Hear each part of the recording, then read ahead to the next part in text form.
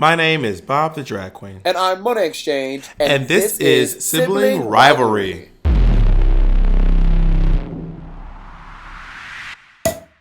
This week we talk about the cast of All Stars 4. We talk about my Kiki with Calvin Harris.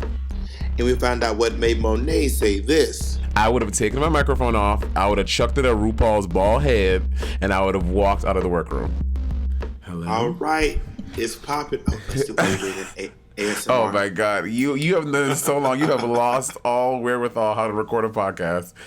No, you're the one who started getting all soft and demure as soon as the podcast kicked off, Miss Thing. No, I didn't. I literally always like this, Bob. You just love to make up these narratives for me, and I'm not going to play in your behavior. Monet, okay, first of all, just so the fans can hear, Monet puts on her white voice as soon as the podcast gets started. Not white voice, Bob. First of all, what exactly is it to have a white voice, Bob? Just because I speak properly, that's having a white voice. Wow. Monet, you have officially code switched. You know what you're doing. Don't act code there. switch. You are code. Yeah, you are code switch. This is how I grew up, Bob. This is how I grew up talking, and I'm not going to adjust and change that to make you feed into some ridiculous stereotype of what a white-sounding voice or a black-sounding voice is. I'm not here for that. So I guess this is where I'm going to switch back and have all the fans hear all the times when you didn't speak like one of the Proud family. The Proud. Monet, you're a Parker. You're not a Proud family, okay? You're a Parker, not a Proud. First of all, in the Proud family, they were hood as hell. Fucking Kyla Pratt voiced Penny Proud, okay? Kyla Pratt is okay, to be honest, bitch. I've never seen a single episode of Proud Family in my life, so... Oh, I love the Proud Family. It was one of my favorite cartoons. It's like early 2000s. You know, here's the thing. Generations of like cartoon watchers, we're divided by generations. Like you have like the late 90s cartoons like Rugrats and Recess and all those. You have the early 2000s like Kim Possible, Proud Family and those. I was definitely I still watch cartoons, by the way. Avatar: The Last Airbender, if anyone is listening, is like my favorite cartoon in the entire universe. It's so good. Avatar? What is it? Avatar: The Last Airbender. Oh, that's what I call Sasha Velour, The Last Airbender. Tell me Sasha Velour is not The Last Airbender. I love Sasha Velour. Won't Sasha Velour just throw something on her head, girl? Girl, yeah, a whole bird. Sasha Velour would just throw something on her head for just. So it's like, I'm vegetarian and vegan, but this is an entire bird sitting on my head. I also think that I think that Sasha Velour, Bianca Del Rio, and Cameron Michaels are the most organized queens I have ever worked with. Wait, you mean organized as in like their drag or their aesthetic? Like what? They're just so organized. I don't know how to say it. They're just very organized people. Like you mean like in life? Like their suitcases, their planning, their packing. Bob, I'm really organized. Bitch who? Bitch where and bitch how? Bob, ask Patty, I am very organized. I am a very organized person. Yes, I am. Patty is biased. And also, no, it's not a competition, okay? I'm not saying, I never said it was. You love making things a competition, then just trying to play it off on me. Like, Monet, you're like, relax. I'm organized too. I'm more organized than all those bitches. Like, wow, Monet, it's just an observation about how organized those three queens are. And they're like, I'm bringing them down. Monet, Jesus. Yeah, 2 reality shows in 2 years and you've really changed. I have not changed, Bob. I'm just back on TV again. Guess who's black in the house? Did you watch the first 15 minutes? I did watch the first 15 minutes, and I'm curious to know your honest. I wouldn't say I want to hear your honest opinions, but I know you're gonna be honest regardless. I want to hear you. I would love, because we haven't spoken about this yet. I want to hear what your thoughts are. I'm really glad that they did not try to keep Manila and Latrice a secret like they tried to keep Vivi a secret, because it wouldn't have worked. And I thought that your outfit. I mean, I loved your hair. I just think your outfit was a little simple. This also coming from the girl who walked through the front door in the leotard. But I will say, if I went back on this show, I would not do that. And I also think that Trinity Taylor's look. I think it was her done by Casey later. Yeah, Casey later did it. Yeah, Your Casey Caldwell. your long lost your long lost white brother. My brother. Yeah, my brother from another imperialist colonizer. Come on, colonizer. My brother from another colonizer.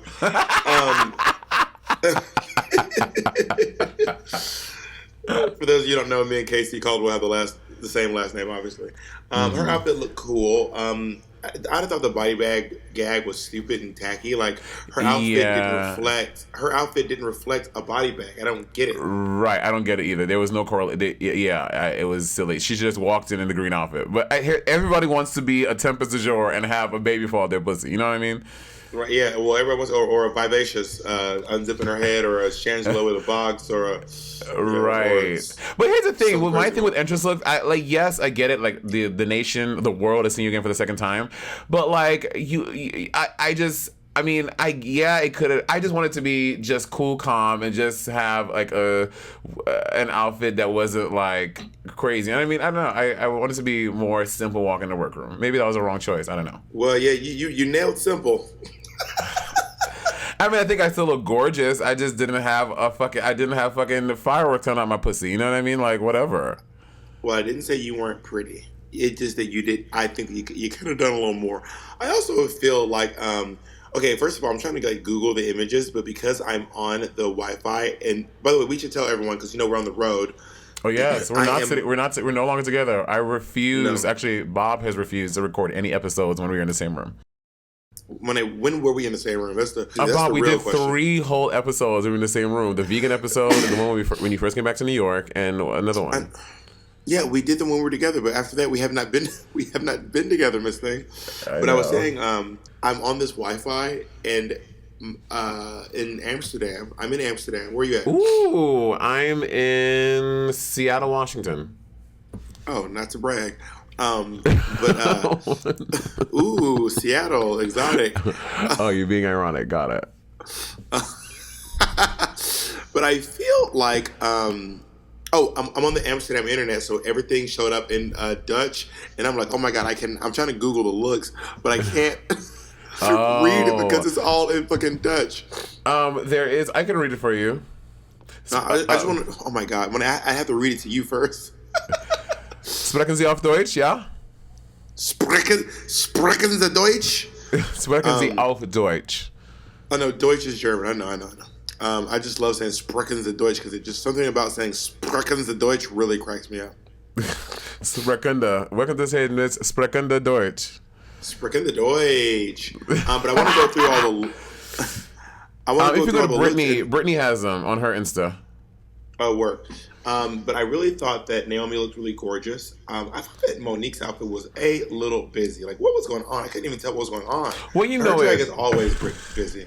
Yeah, Monique will wear all the things. You know, Monique. She's people think that Monique is acting. She's another thing. Monique is just fucking wild.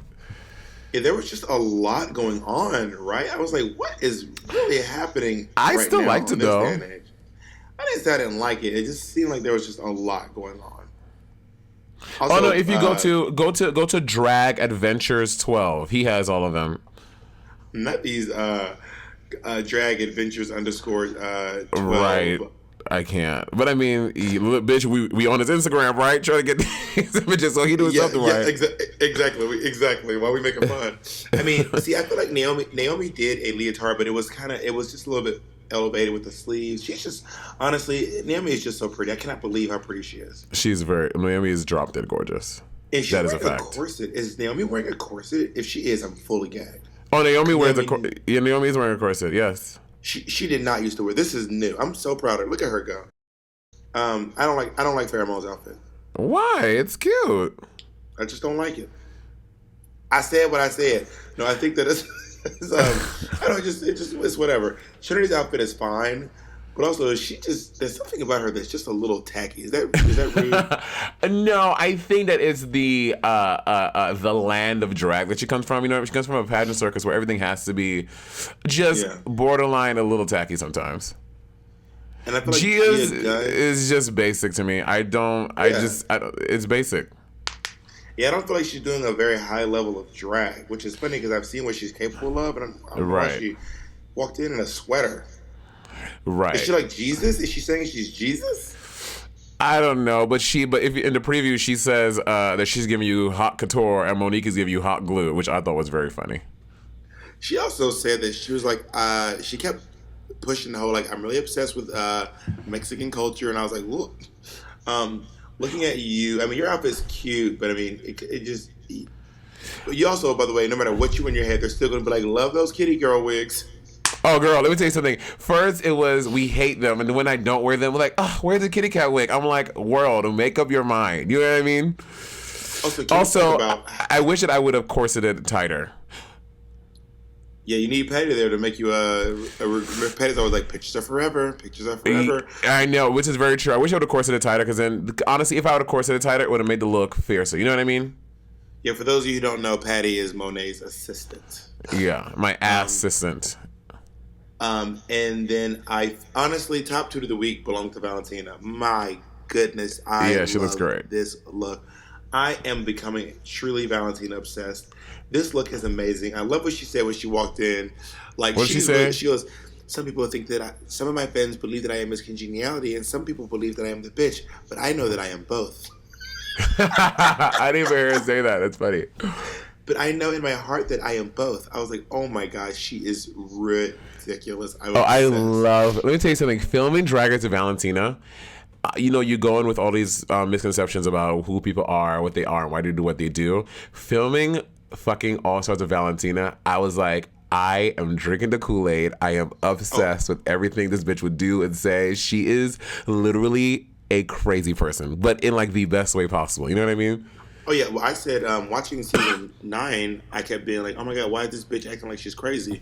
And then I met her and I was like, oh, she's not fucking acting. She's not acting. I'm not acting. I'm not acting. But yeah, I'm obsessed. Her look is the best one. Her look is so far beyond. I am obsessed with it. Yeah, it's really cute. I love her look. Oh no! From one, sorry, Manila's to me was my favorite. Manila's look is very, very conceptual. I do love the idea of her still wearing that old outfit. I love like that. She's been run over and wearing it for a long time. Oh, it's so good. Manila is a graphically. She's just great to look at. Like and Latrice's outfit is cool. But Latrice I feel like Latrice kind of has that dress in every color. You know what I mean? Yeah, Latrice has many a gown.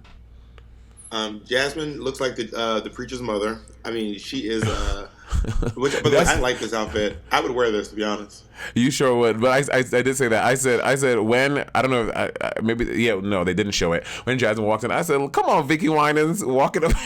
She looks like Vicky Winans. Do you think this is a custom suit? Oh yeah, it is custom. That is custom. Yeah, she looks amazing. And I mean, again, just looking at Monique, it's just like, I don't understand what I'm looking at. Like, what am I looking at? What am I looking at? Yeah, honestly, I wish. I don't know why. I get it. She did the Sacred Heart because she's the heart of season 10. But then she has the hearts, and then she has like a candelabra on her head, and she has the roses on her shoulder. It is a lot going on in this look. It's a lot. Yeah, okay. Yeah, and then is she like the Queen of Hearts, and then she also has like a cross on her hip, and then she also has like roses on her shoulders. Is she the Red Queen? Is she like what's happening? But listen, you try to tell Monique that outfit is not sickening. She won't hear it. Oh, I did a tour with Monique. You can't tell Monique a goddamn thing. You cannot tell her anything. You try to tell Monique that. Let me say something. If the world had the confidence of Monique Hart, we would be a better place. I don't know how in the world Monique Hart, this black man has the confidence of a mediocre white man. I don't know how she developed that, but it's really fierce. Work, mistake, slay, mama. You are so silly. And then everyone's gonna be gagging because you guys walked in, and then Latrice and Manila were cuffed to each other, and they were starting. They were announcing that Team Latrilla's back. The teams are back. Guess who's back in the house? And it's teams. Well, here's the thing. I was like, I honestly, I'm not joking. If they would have said we're in teams, I'd be like, I'm not doing the show. I would have not done season 4 of All Stars if they said we had to be on teams. Really? I would have taken my microphone off. I would have chucked it at RuPaul's bald head, and I would have walked out of the workroom. Well, that was crazy because I remember you told me before. You said that the two things I would not go back on is if they had teams, and if Bob was there, you said you would be too afraid to compete. You know what you said? God, I'm literally not paid, Bob. Do you think you could beat me at RuPaul's? Bob, I would fucking destroy you on Drag Race. I don't understand why you think this is up the debate. First of all, I'm younger, I'm fresher, I have better ideas, and I just have a different and better take on Drag Race. I would, if you and I were on an All-Star season together, honestly, I would be embarrassed for you how much I would destroy you on international television. I'm not even trying to be funny. I'm not trying to do a thing. I would destroy you on All Stars, Bob. Wow, this is so interesting. I'm really intrigued by. I guess you've been sipping some whatever Monique Hart's been drinking, huh? you two have developed an unusual amount of confidence. I mean, it's always. I would say this to girls who go on All Stars. It's probably a lot easier to go back when they remove the one girl that beat you. Everyone on All Stars is like, we'll take out the thing that was stopping you from winning. I bet all of a sudden it begins real easy to compete when the girl that whooped your ass ain't there no more, huh? Okay, you know what? We've had this conversation a lot off tape, and I want to say this on tape. So Bob's whole thing is that All Stars is easier than a regular season, and I'm like, absolutely not. I did not say that. That is not what I said. I did Bob, not say that is what you said. Oh, no, it is not. Okay, what did you say? I'm about to tell you what I said right now. I said, Monet, it means more to win RuPaul's Drag Race than it does to win All Stars. That's not true. It does. Here's why I think. When you go back on All Stars, Bob, you are competing against the best of the best. Do you know what I mean? On All Stars, you're competing against the best of the best when people are when they fucking are rich and have money, and when they can pull all these designers to have like the fiercest costumes. When you're on a regular season, you're competing with other bitches that y'all are all wearing basic shit. You know what I mean? Or some already do have lots of money. Against the best of the best. The best of the best are the bitches who won. I'm not trying to be shady. It's the second best of the best. It's the third best of the best. Sometimes exactly. It's the 56th best of the best. So you're not group. You are. If you were competing against me, Sharon Needles, Bibi Zahara Benet, Violet Chachki, Jinx Monsoon, Bianca Del Rio, Sasha Velour, and Aquaria, then you'd be competing against the best of the best. But when you step in there, you competing against Jasmine Masters, Monique Hart, who does a crunchy cartwheel, doesn't even know her words. You're competing. You're not. So you think that Monique Hart is the best of the best? Oh my God, Bob! In your season, you were competing against Derek Barry, Robbie Turner, Dax ! Which again, I'm not saying that these queens are crunchy, but they're definitely not Latrices and Manillas and Trinity and Mona. You know what I'm saying? Like All Star seasons are harder than a regular season, and I don't care what you say. You can convince yourself that it's not, but it is. What you have to realize too is when you go into RuPaul's Drag Race, you're all coming in essentially at the same level. When you come back for All Stars, you're all stepped up a level. So it's not like someone from RuPaul's Drag Race competing against All Stars, throwing in there against people they can't compete against. You're competing against people who are also elevated. So if you win, it does not mean more to, especially when they take out the one factor that made everybody lose. Then you're competing against those people. That does not make well, can we concede then that I'm needing to meet you in the middle? That one of them is not easier or harder. They are both difficult to win. Well, I haven't been on All Stars. And you'd lose if you did. But I would definitely beat you. I cannot believe this girl who literally did not win a single fucking challenge on her season is talking shit to me. I'm so not this girl. At this whack-ass drag princess who literally had to lip-sync for her life 3 times and probably should have went home against Mayhem Miller when her wig flew off and she couldn't get her chaps off her legs, has the nerve to look at someone who won Drag Race, who is one of the only queens to have the first black queen to have 1 million Instagram followers, who does sold out solo tours in other countries, bitch, around the world.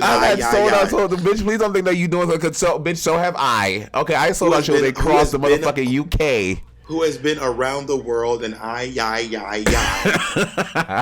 I've been around the world too. What's your point? You have the nerve to act like you have something over me. You gagged me. I can't. I'm gagged.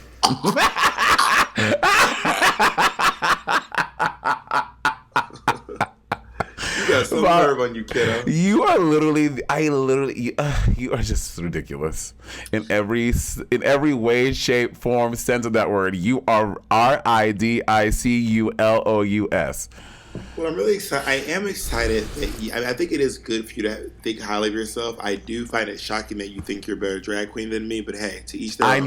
I've never said I'm a better drag queen than you. I just said I would beat you in a reality television drag competition show. That's all I said. I never said I was better than you because I love you, my sister. I don't think I'm better than you. Had to lip sync for her life 3 times in one season, full of girls. By the way, lip syncing against Mayhems and Dusties and Cameron's. Bitch, you lip sync against Derek Barry. What's your point? Yeah, once. And you lost your little crunchy little earring that flew across the stage, your little floppy doppity wig that was flopping all over your face. Like, what's your point? I'm just gonna take this moment to post a GIF of you holding a tweeter head trophy and then crush this whole debate. You with what's his name? Who got your ass? They didn't even let you do your exit interview by yourself. You had to do your whole exit interview with your downfall. They put him right there with you to remind you ain't shit. I'm so over you. Anyway, you got some nerve. And then so I made sure that we did this podcast today because it's been a while since we've given our fans a little something. Our fans of Sibling Rivalry, and in 2019 we have a lot coming at the fans, right? Yeah. Well, okay. I mean, should we announce it now or should we hold our horses? Well, you know what? Let's hold our horses. No, I think we should put out into the universe. They can hold us accountable. We are trying to. Okay, so we're going to start. We will be starting in the month of February a monthly sibling rivalry show in New York City. Mm-hmm. And we're also going to be looking to bring our sibling rivalry podcast live across the globe, which is very exciting to me. Mm-hmm. Yeah, we're going to be doing like live performances, and we're going to record an entire episode of Sibling Rivalry at each venue that we go to, and then we're also looking to have special celebrity, or not necessarily, not even celebrity guest people in every city that we go to. You know what I mean? So if we go to Spokane, Washington, talking to Sue Johansson, remember that lady who used to talk about sex back in the day? You talking about you talking about the lady whose voice I use? Sue Johansson. Alexis Tyler? Oh, and I was thinking Alexis K. Tyler. Alexis K. Tyler from Atlanta. Oh my God, she's in Atlanta. I would love to talk to her. If we go to Washington, we are getting Rachel Dolezal on the podcast. That's the end of the story. Who? Rachel fucking Dolezal. Oh my God, yes. Have you ever seen her documentary on Netflix? Of course I have. I am obsessed with it. I know the concept of like, and honestly, because when you hear the stories, you're like, okay, this bitch is crazy. She just want to absorb black culture, and she just trying to. But then actually, when you like watch the documentary, it's like, oh no, this woman really has the identity of a black woman. Yeah, she's really interesting, and she's also a great artist, a great visual artist, by the way. Yeah, I know, which is why I should be able to fucking frick us. Visual arts are her thing, girl. Can I tell you a quick thing real quick? Yeah, tell me. So, you know Michael Cohen, who is Trump's former lawyer, who was one of the main people trying to get Hillary Clinton thrown in jail, has now been sentenced to 3 years in prison. How many? 50? No, 3. I guess this story is going to sound a lot less exciting to you. But he's been sentenced to 3 years in prison. It's the same guy who was yelling, lock her up, lock her up. Isn't it kind of ironic that now his ass is literally going to jail? But here's the thing, though. Yeah, it's great. But when you rich people, they don't go to fucking regular jail. They're not in, like, locked up abroad, eating fucking melted green bean casserole and 3-day-old turkey. They're in, like, these, like, nice prisons that are, you know what I'm saying? Like, so I'm like, okay, he's going to be away in prison for 3 years. He ain't going to be, like, fucking slumming it. They need to put this motherfucker at Guantanamo fucking Bay. Okay, Guantanamo Bay has been shut down. No one goes there anymore. But they need to bring it back just for her. I don't. Do rich people not go to? They just send rich folks to a Holiday Inn. Like, literally though, like they go to like rich people jail. It's not, bitch. You think that Martha Stewart was up in fucking Orange is the New Black living her life? No, she was in like a fucking like a nice, quote unquote, nice jail. I had a rumor that Martha Stewart had a microwave in her cell. I don't know if that's true. I know. She probably did. Well, I think they can. I think honestly, but when you think about it, I think you can't put celebrities in general population. This is true. You can't. You can't. I know. So, which is also like you can't put like trans people in general population. True. You can't put like child molesters in general population. Anyone who would go to prison and who would be a target, you can't put them in Gen Pop. Yeah, that's a prison term, Gen Pop. What? Gen Pop. That's a prison term. Gen Pop. Oh, wow. You're really acclimated with these terms. You've had a hard knock life, haven't you, girl? Yeah, I did a little time. Oh, we know. Them damn tattoos you got. What you don't know is every tattoo Bob has is a prison tat. We also need to go to this guy in Atlanta and get our tattoos done. Oh my God, he's amazing. I want to shout him out right now because, honestly, Bob, he's going to turn our tattoo lives upside down. He's so good. I'm going to go on my Instagrizzle right now. I don't remember his name. Just so anyone's listening, Michael Cohen, I'm pretty sure that Michael Cohen was, he admitted to perjury, which is, of course, lying under oath. Lying under oath. Do you think that this means that Trump is coming up next? Well, this is all in an attempt to get Donald Trump. Right. And anyway, the truth is, anybody's studying Michael Cohen. Right. We're trying to get to the kingpin.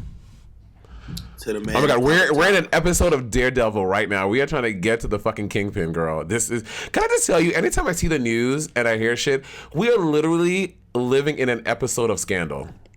Like Olivia Pope is somewhere fucking spinning this, and Cyrus Bean, and like we are literally in an episode of Scandal in our actual reality. Okay. Also, here's the question I have for you. We need to. Okay, so just so you guys know, Monet and I, we are both on Christmas tours right now. I'm doing Christmas Queens, and I'm doing a drag queen. I can say my title, and I'm doing a drag queen Christmas. We are both hosting, although Monet is splitting her hosting duties with Miss Cracker. Oh my God, here we go. Yeah. Monet, that's a fact. You are splitting your hosting duties. Okay, you don't have. We just say I'm hosting. You know that you're trying to be funny. You're trying to be shady, Bob. Monet, you love to act like you're not. Oh my God, Monet, what do you think of me? What do you think of me?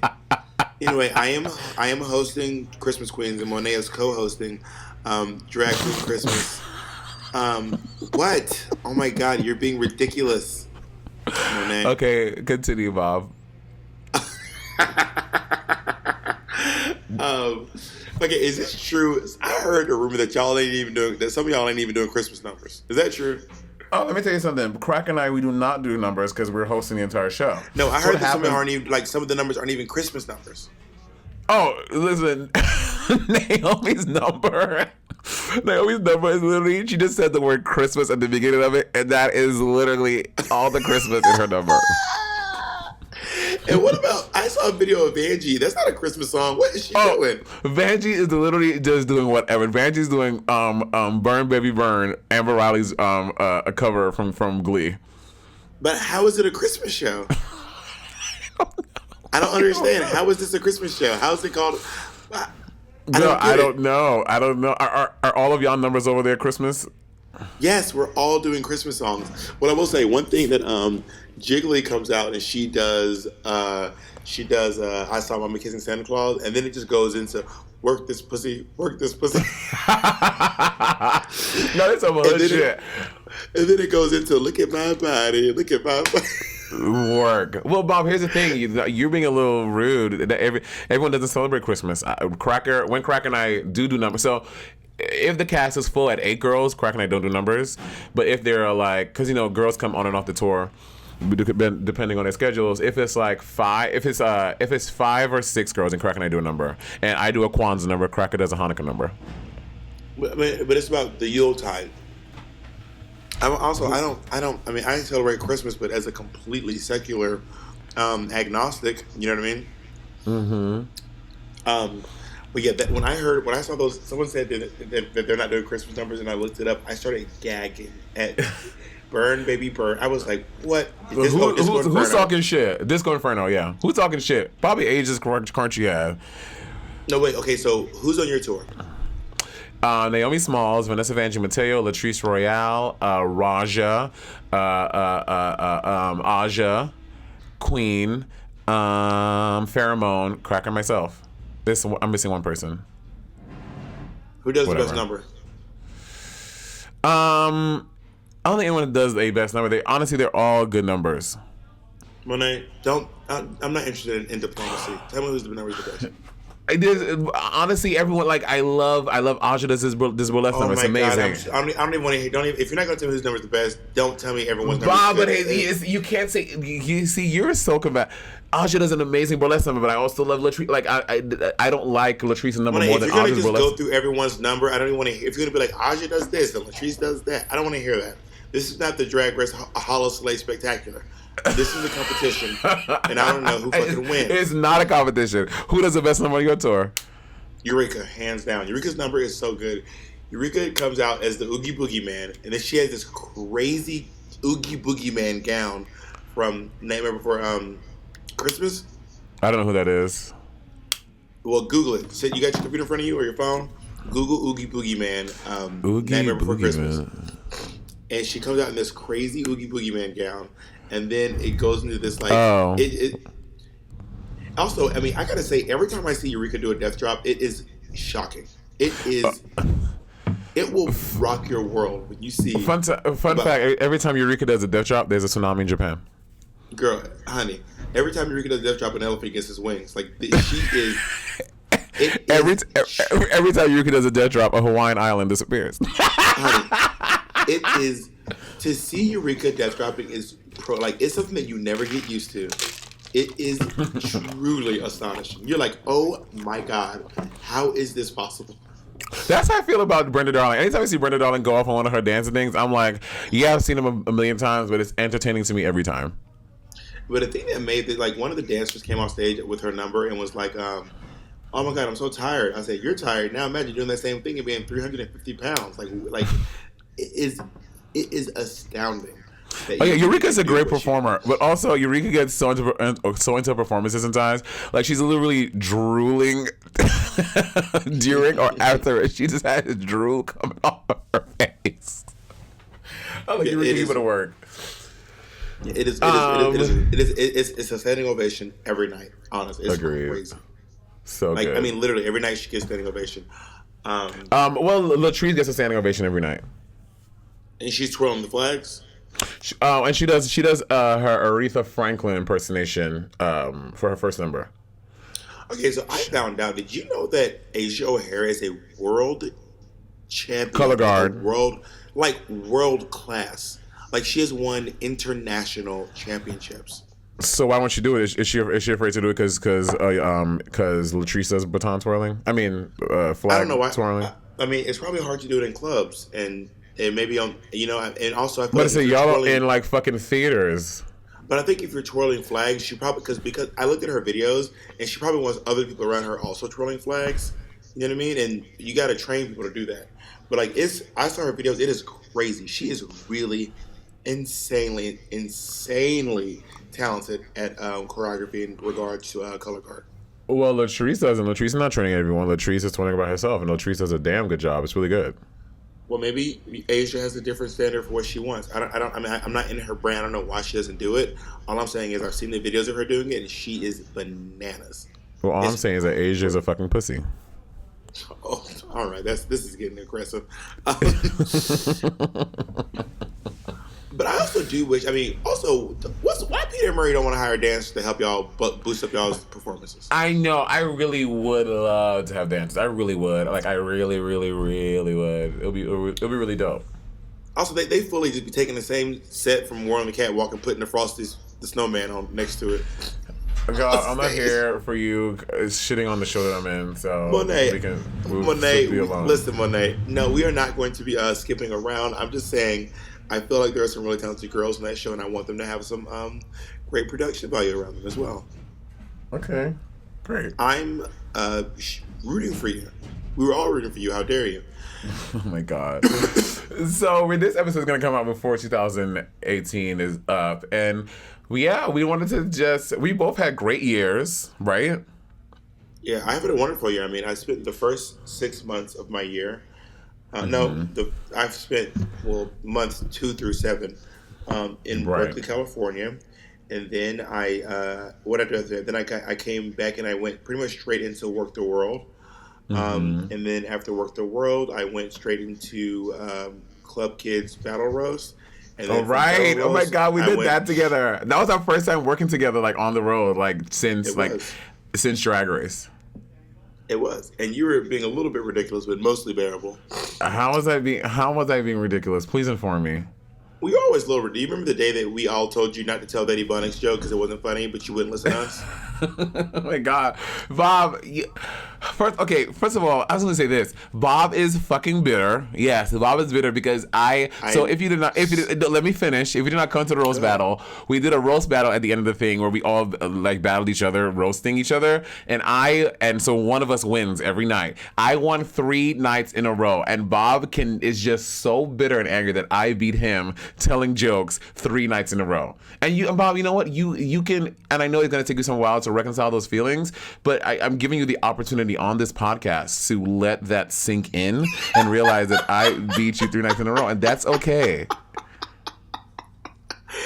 Monet, you are so absurd, and you are so ridiculous. Not absurd. I have, in all my years on this earth, in all 32 and a half years on God's green earth, rarely have I met people as insane and crazy as you.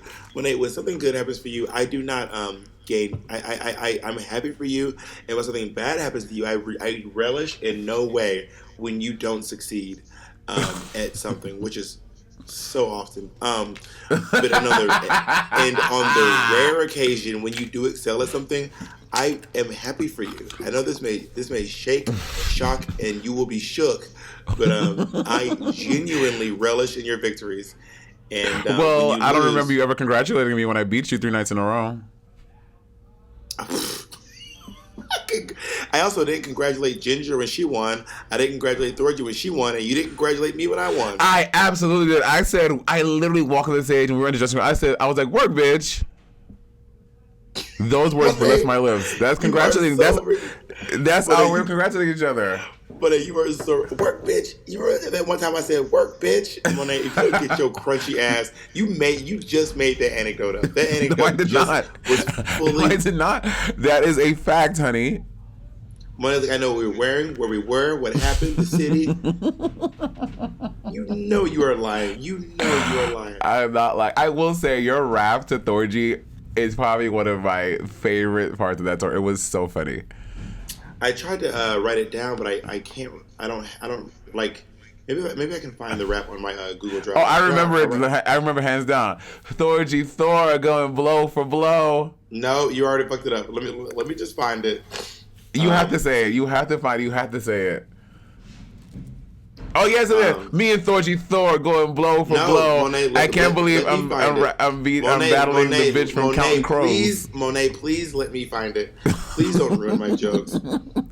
Please, I can't believe I'm battling the bitch called Cheryl Crow. Monet, I'm literally begging you to let me find this, and please don't ruin it.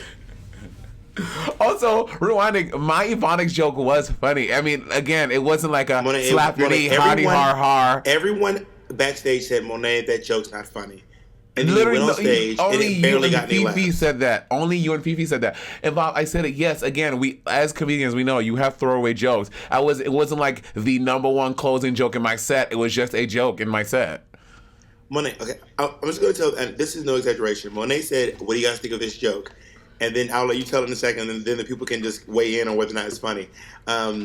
Monet said her joke, and then me and Fifi said, we just don't think it's very funny. Okay, so it changed from everyone to you and Fifi, right? See, making shit up. Sure, whatever. Well, everyone in the room, it was me, you, and Fifi in the room, and all three of us said, me and Fifi said, this joke is not funny. You know we don't all get ready in the same room. You know we don't, so don't even act brand new. But everyone in that room said, Monet, this joke's not funny.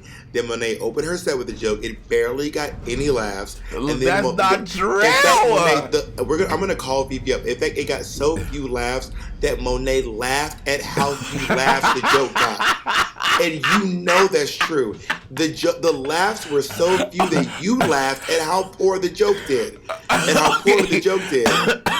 Okay, and then Monet got back in the car, and I said, Monet, I told you the joke wasn't funny. Monet said, you just don't get it. And I said, Monet, I get it. It's just I don't want it. And Monet said, that doesn't make sense. I often laugh at my own jokes, so that's not funny. If you one of my know jokes you were are laughing super at the funny, fact I that- laugh at them too. But Monet, you know you were laughing at the fact that the joke didn't land. You know you were. That's not fun. That's not true. Also, get into my little ASMR movement. Wait, no, tell the joke. Tell everyone the joke. I forgot. The joke was Monique Hart is so illiterate, her first book was Hooked on Ebonics. That was the joke. That is so funny! Monet, it's not a funny joke. The reason why, first of all, Hooked on Phonics wasn't a book. It was it was like some cassettes.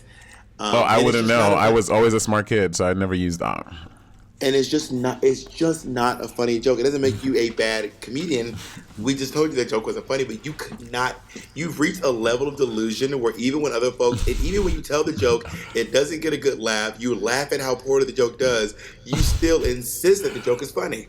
I thought it was funny. Again, you just told it, and I wasn't even doing a thing. I literally laughed out loud. I thought it was funny, so whatever. Well, you guys weigh in. Use hashtag Monet's joke was. Hashtag Monet's joke was. And then you write in how you felt about the joke. Remember, hashtag Monet, MONESJOKEWA was. Monet's joke was. And then you write how you felt about the joke. The joke was, Monique Hart is so illiterate. Let me say it how I said it. I opened up. I was like, Monique Hart is so illiterate. Her first book was Hooked on Ebonics. And people laughed. By people, you mean mostly you and us laughing at how poorly the joke. Okay, please don't act like every joke you told up there was fucking a knee slapping, knee jerk. Please. They were great jokes. But if I had a joke that didn't do well, I took it out and replaced it with a funnier joke. You insisted on using this joke. Okay, because sometimes you have to try stuff out in an audience, and they did, and it got like a couple laughs, and then it wasn't like you keep changing from a couple of laughs, hilarious, uproarious laugh, a couple of laughs. Which one was it, Monet? It got a couple laughs, and that's a fact, America. Yeah, okay, yeah, a couple in a room full of 600 people. A couple's not good. Oh my god, I can't with you. Anyway, so that was your year. My year consisted of getting on Drag Race, which obviously is a huge, major fucking thing. And then before the season was even done, it was like, they asked me like the week that we taped the finale, which was like week 11, so like Cracker's elimination episode. That's when they asked me, I was like, would you be interested in All-Stars? And I was like, abso-fucking-lutely. But, they ask a lot of girls. You don't know if they're going to choose you. And when they like confirmed, they're like, yes, we want to cast in All-Stars, it was like the season wasn't even over yet. So I'm like, as you know, I don't have the time. I haven't done the touring and work that all these bitches have done. But I'm like, I'm gonna spend every dollar I have to fucking go back to All Stars and hopefully turn it out. So did that. I did All Stars, and I've been to so many countries and so many places. I've had a great fucking year. Found love, lost, all that stuff. It's been an interesting year. Monet broke up with her boyfriend, y'all. Wait, what? What'd you say? I said Monet broke up with her boyfriend, y'all. I did. Yeah, you brought it up, not me. I'm just reiterating so the fans know. Well, you found love in your life as well. Yeah, I have a boyfriend, but I had a boyfriend before the podcast started. You like wow? Okay, he wasn't your boyfriend. Y'all were dating. Honestly, I don't remember. I genuinely don't remember. We started a podcast in February, and you and Jacob, y'all were dating. Y'all weren't boyfriends yet. You can say it. We was fucking. Because I remember, first of all, I've known Bob for a very long time, and Jacob was like your first serious boyfriend, yeah? Jacob's my only boyfriend ever. Your only boyfriend, you know what I mean? I haven't even had an unserious one yet. What? Say it again? I said I haven't even had an unserious one yet. So like I was like when y'all were fucking, and then it was like all the time, and then he'd always be at your place. Also, that's not weird for you. You're like, you always have friends around. I was like, oh, maybe they're just really serious friends. And then I realized that like I would say maybe like around end of March, beginning of April, I was like, it sounds like you're really serious about this guy. And then we had the conversation a couple of times. You're like, no, we're just hooking up, blah, blah, blah, blah. And then finally in around May-ish, you were like, yeah, it's my boyfriend. I was like, okay. I was like, nah, he just got that good pussy. No, Jacob is my. Oh, I found the rap, by the way. Oh my god. Okay, do the rap. Okay, the rap is Thorgy, Thor, and Bob the drag queen going blow for blow. I can't believe I'm battling the lead singer from Counting Crows. You drunk white bitch, I'm out of your range. Your liver is so black and disfigured, I call it Monet Exchange. What happened to you, Thor? Your style is getting sloppy. You're such a drunk, you'd even take a drink from Cosby. I said, and when you get real drunk, no one can handle you. The only thing you ever did right was voting for Shangela. So good. And y'all thought she was woke. This bitch is fooling y'all. Thorgy is the drag queen version of Rachel Dolezal. Thorgy wears a bunch of old clothes and calls them vintage. Thorgy's so old and white, her drag name should be Betty White Privilege. You mad because I'm always winning? Let me feel my oaths. I just look at you and think, ugh, Jesus, gross.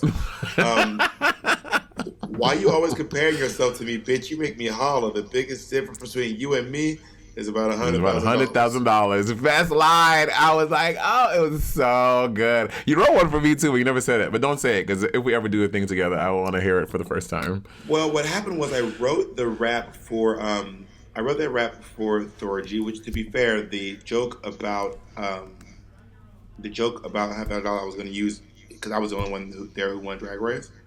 Oh. And then I wrote a rap for you, and then I didn't save it, so I had to rewrite it in the moment. So the rap isn't saved anyway. Yeah. What were some of you should read some of your reads you had for me. What were the reads you had? I don't remember. I don't even have I don't have my paper anymore. My notes. I don't remember them. Everything on the Google Drive, Miss Sting. Always use the Google Drive. Well, I physically wrote mine down, so I don't remember where I put them. Because I actually prepared, That doesn't make any. I prepared too. I put it in the Google Drive. I don't even understand what that means. Bob, don't pretend you wrote a lot of that stuff there. Yeah, no, I had to restructure my jokes. I thought it was a regular roast, and it wasn't. So I showed up with jokes written, but I didn't realize what the show was. So I had to completely restructure my jokes. I didn't show up completely unprepared. I showed up prepared for something that was not what it was, and then I figured out that wasn't the format. I was like, well, I got to rewrite all my jokes, or at least reformat them. I remember some of mine. I was like, Bob the drag queen is often called the Beyonce drag. Not because he's rich, beautiful, and talented, but because he looks like he's carrying twins. You gain a lot of weight. That's one of them I remember.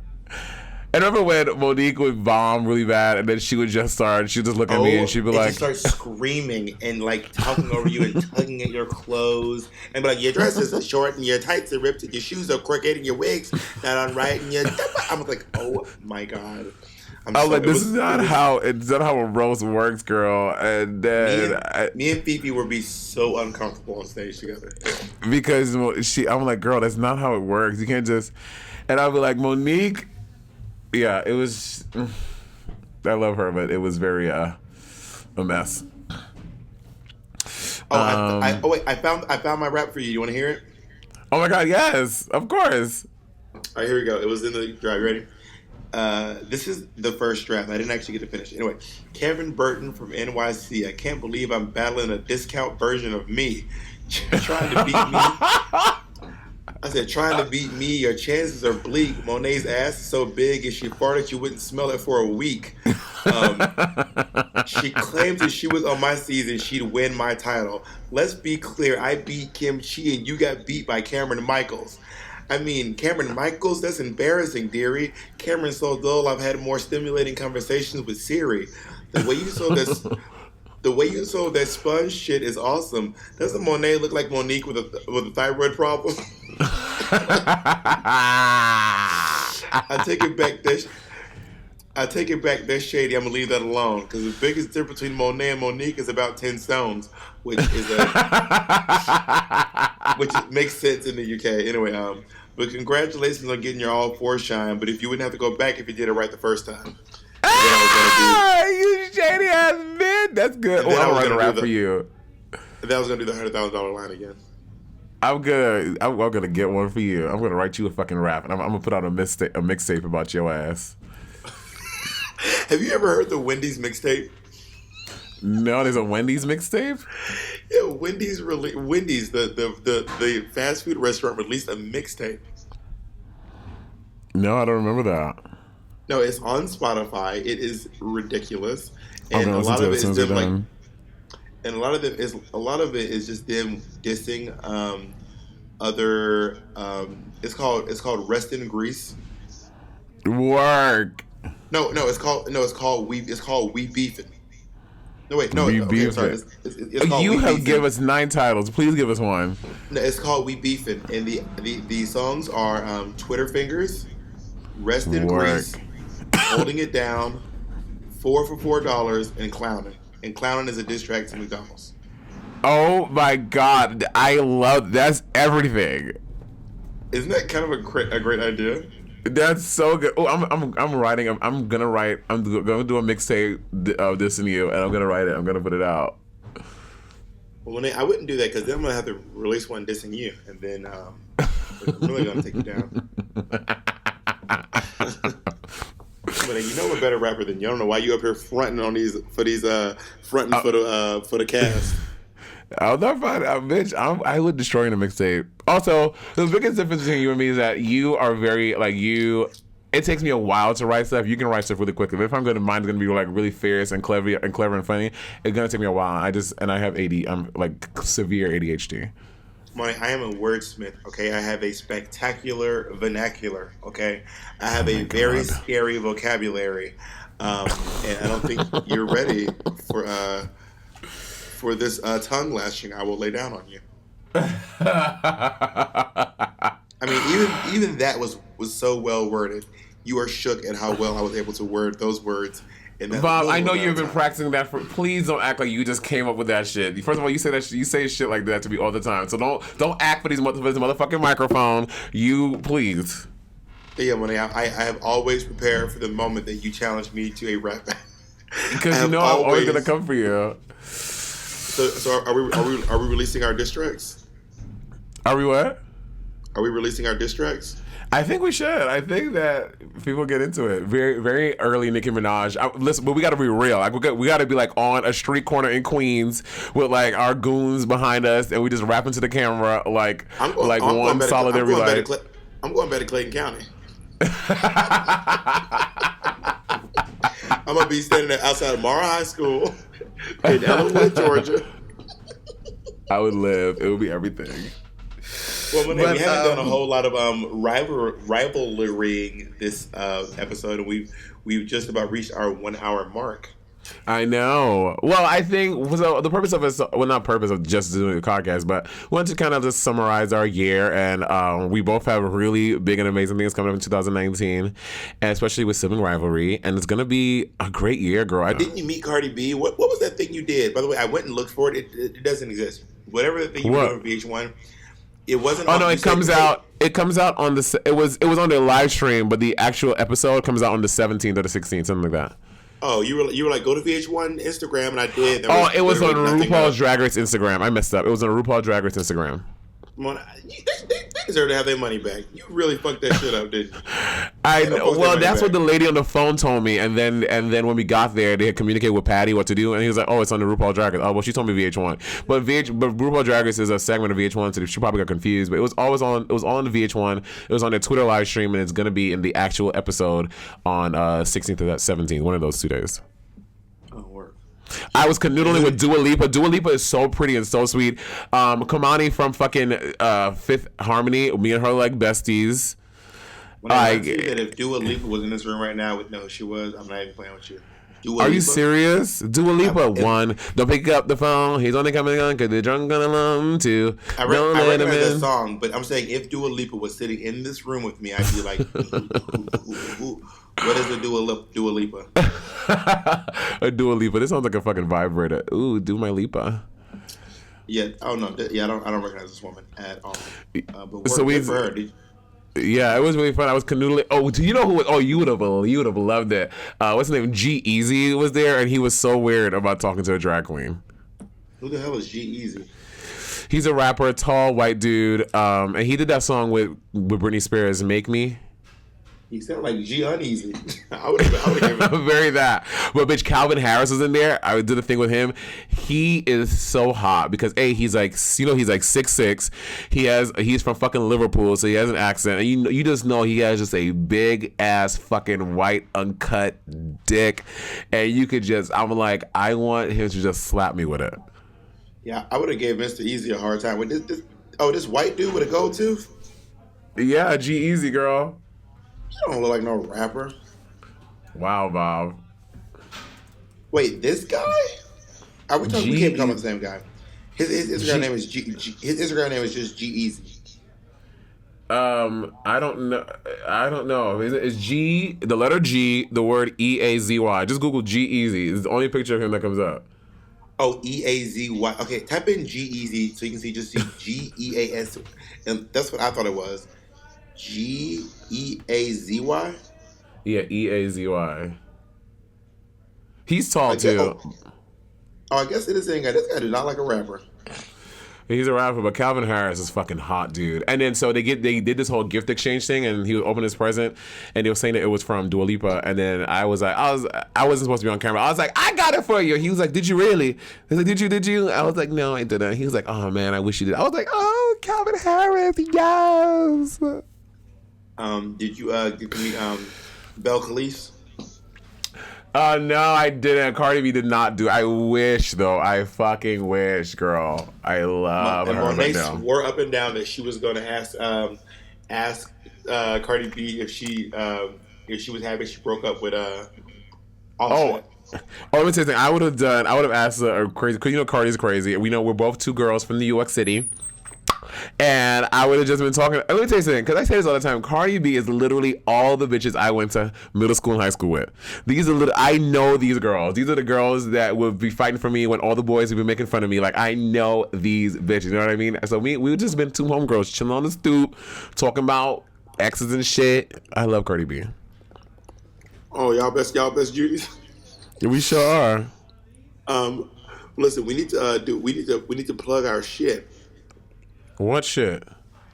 Monet, we have a Patreon. You remember the time we had a Patreon? Oh God. Mm-hmm.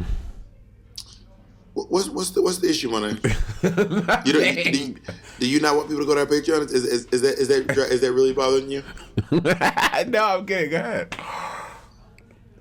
Monet, do you not know the information on our I know nothing about the Patreon, the Patreon, the Patreon off. I don't know nothing.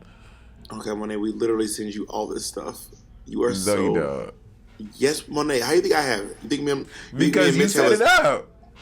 No, I did not. Mitch set it up. Well, Mitch ain't related information to me. Monet, we have a group chain we're all in. You are being so ridiculous right now. You are so ridiculous.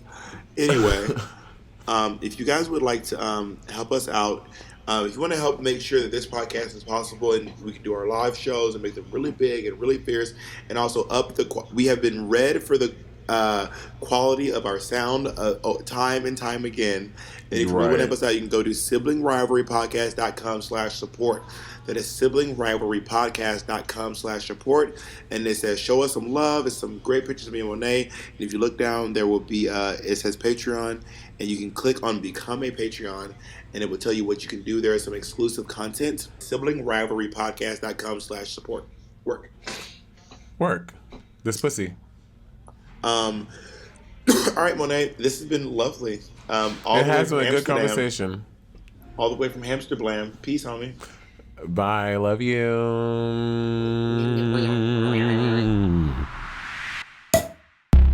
Sibling Rivalry is proudly presented by The Only Productions. We would like to thank Mitch Farino, our executive producer, and we also want to thank you, the fans, for tuning in and listening each week. And we really want to give a thanks to all of our siblings who have gone to siblingrivalrypodcast.com/support and become a Patreon member. Thank you so much, guys.